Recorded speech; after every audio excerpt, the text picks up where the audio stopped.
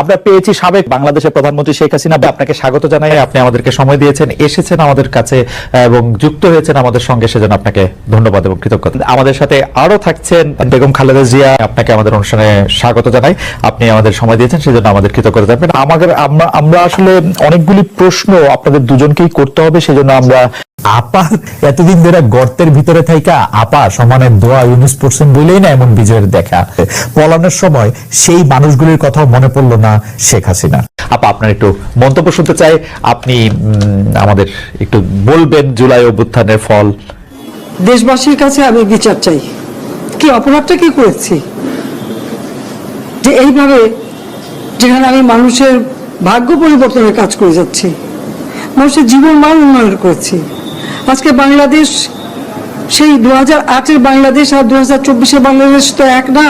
বাংলাদেশের মানুষের জীবন মান তো উন্নত হয়েছে, আমাদের অর্থনীতি আজকে কত কত উপরে উঠে গিয়েছিল, এবং এটা মনে হলো যে আর কিছু না, এটা আমাদের অর্থনীতিকে সম্পূর্ণ পঙ্গু করে দিয়ে বাংলাদেশকে আবার ভিক্ষুকের জাতি করে দেওয়া, এটাই বোধহয় এদের পিছনে ষড়যন্ত্র। সেটাই হচ্ছে সব থেকে দুঃখজনক, যে দিন রাত অক্লান্ত পরিশ্রম করে বাংলাদেশটাকে যখন একটা জায়গায় নিয়ে আসলাম, আজকে সেখানে দেখি এই একদিকে জ্বালা পোড়া সব কিছু। ঠিক যে প্রতিষ্ঠানগুলি মানুষের সেবা দেয়, আজকে মেট্রো রেলে চড়ে মানুষ কত অল্প সময়ের মধ্যে সময় বাঁচিয়ে কর্মস্থলে পৌঁছতে পারতো, আবার ফিরতে পারতো। সেখানে ছাত্ররা, চাকরিজীবী, সাধারণ মানুষ সবাই তো যেতে পারতো। সেই স্টেশনগুলি পুড়িয়ে এখন ট্রাফিক জ্যাম, মানুষের কষ্ট।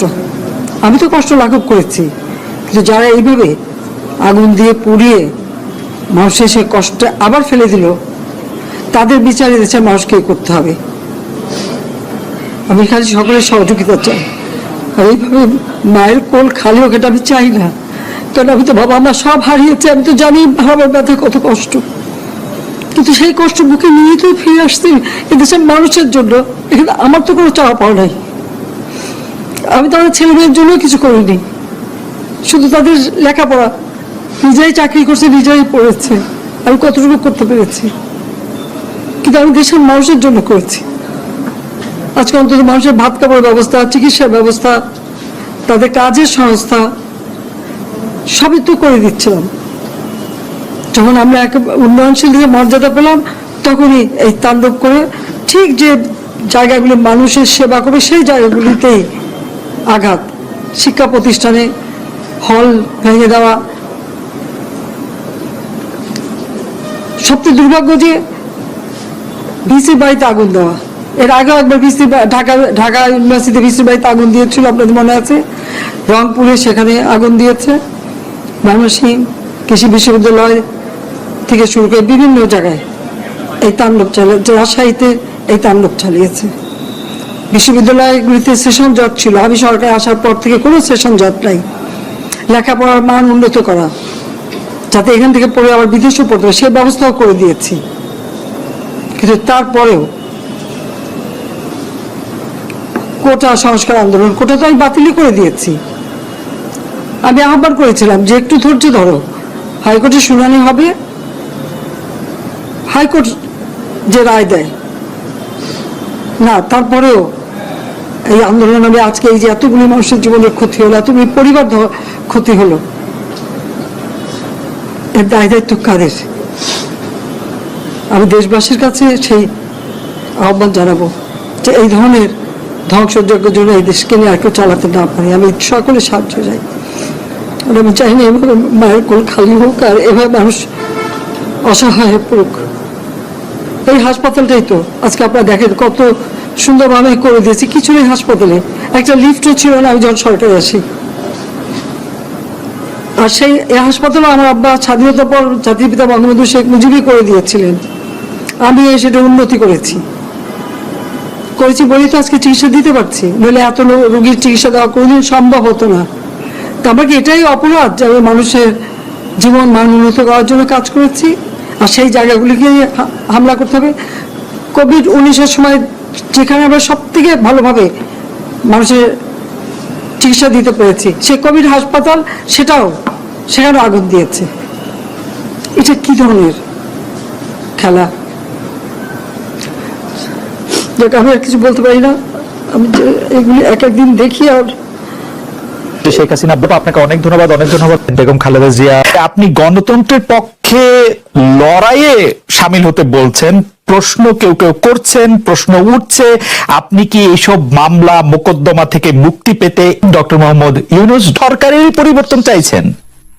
বিসমিল্লাহির রহমানির রহিম। আসসালামু আলাইকুম। দীর্ঘদিন অসুস্থ থাকার পর আপনাদের সামনে কথা বলতে পারার জন্য আল্লাহর কাছে শুকরিয়া আদায় করছি। আমার কারাবন্দী অবস্থায় আপনারা আমার কারামুক্তি ও রোগ মুক্তির জন্য সংগ্রাম করেছেন, দোয়া করেছেন, সেজন্য আমি আপনাদের সকলকে ধন্যবাদ জানাচ্ছি। দীর্ঘ আন্দোলন সংগ্রাম ও ত্যাগের মধ্য দিয়ে আমরা ফ্যাসিবাদী অবৈধ সরকারের কাছ থেকে মুক্তি পেয়েছি। আমি আন্তরিক ধন্যবাদ জানাতে চাই আমাদের বীর সন্তানদের, যারা মরণপণ সংগ্রাম করে এই অসম্ভবকে সম্ভব করেছে। শত শত শহীদদের জানাই শ্রদ্ধা। এ বিজয় আমাদের নতুন সম্ভাবনা নিয়ে এসেছে। দীর্ঘদিনের নজিরবিহীন দুর্নীতি, গণতন্ত্রের ধ্বংসের স্তূপের মধ্য থেকে আমাদের নির্মাণ করতে হবে এক সমৃদ্ধ বাংলাদেশ। ছাত্র তরুণরাই আমাদের ভবিষ্যৎ। তরুণরা এই যে স্বপ্ন নিয়ে বুকের রক্ত ঢেলে দিয়েছে, সেই স্বপ্ন বাস্তবায়নে করতে মেধা, যোগ্যতা, জ্ঞান ভিত্তিক গণতান্ত্রিক বাংলাদেশ গড়ে তুলতে হবে। শোষণহীন সমৃদ্ধ বাংলাদেশ, সকল ধর্মের গোত্রের অধিকার নিশ্চিত করতে হবে। শান্তি,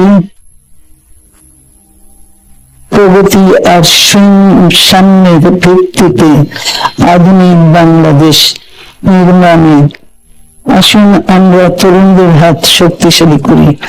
ধ্বংস নয়, প্রতিশোধ নয়, প্রতিহিংসা নয়, ভালোবাসা, শান্তি ও জ্ঞান ভিত্তিক সমাজ গড়ে তুলি। কিছু না বলেও আপনি যে দুর্যোগের মধ্যে আছেন, বললে না জানি কি হতো, আপনার মন্তব্য একটু শুনতে চাই প্রফেসর ইউনূস। তুমি তো সবটা বলে ফেলেছ সমস্যাগুলোকে। কাজে এই হলো অবস্থাটা হলো, আমি বলছি দেশের কাউকে কিছু বলি এমন কথা তো নয়। বাইরে বিদেশেও যে সবাইকে যে সাদরে নিয়ে আসি তাও না, তাদেরকে অনেক শর্ত দিই আমার এই কথাগুলো লেখার ছাপানোর আগে আমাকে বলতে হবে, যাতে আবার এমন কোনো কথা শব্দ এমন থেকে না যে আমি আর বিপদের সম্মুখীন হবো।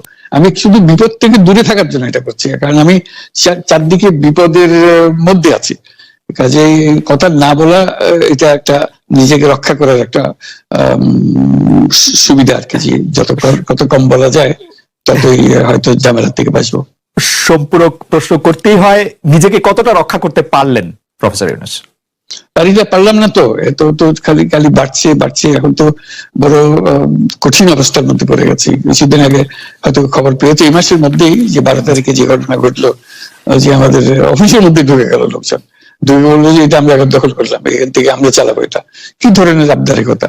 আমরা পুলিশের কাছে গেলাম, বললো যে আমরা এই ব্যাপারে কিছু করতে পারবো না। কাজে তারাও কিছু করলো না। আমরা যাবোটা কোথায়? পুলিশও কিছু করবে না, ওরাও জবর দখল করার জন্য ছুটে আসবে, আমাদের আইন কানুন কিছুই মানবে না। আর আমাদের একটা প্যানিক সৃষ্টি করলো আমাদের পুরো অফিসের মধ্যে যত লোকজন আছে, বিশেষ করে মহিলা সহকর্মী যারা আছে, তারা খুবই ভীত সন্ত্রস্ত হয়ে গেল যে কি কারবার, কি হলো এটা। কাজে সমস্যার পরিমাণ বাড়ছে, কমছে না। সমস্যা পরিমাণ বাড়ছে, কমছে না। আমি একটু পিছনে আদালতে আপনার বিরুদ্ধে রায় ঘোষণার পরে আপনি একটা প্রতিক্রিয়া দিয়েছিলেন। সেই প্রতিক্রিয়া আপনি বলেছিলেন যে বাংলাদেশের একটি একটি কথায় আপনি এরকম বলেছেন যে বাংলাদেশের প্রতিটি নাগরিককে অন্যায়ের বিরুদ্ধে এবং গণতন্ত্র এবং মানবাধিকারের পক্ষে এক কণ্ঠে কথা বলার আহ্বান জানায়।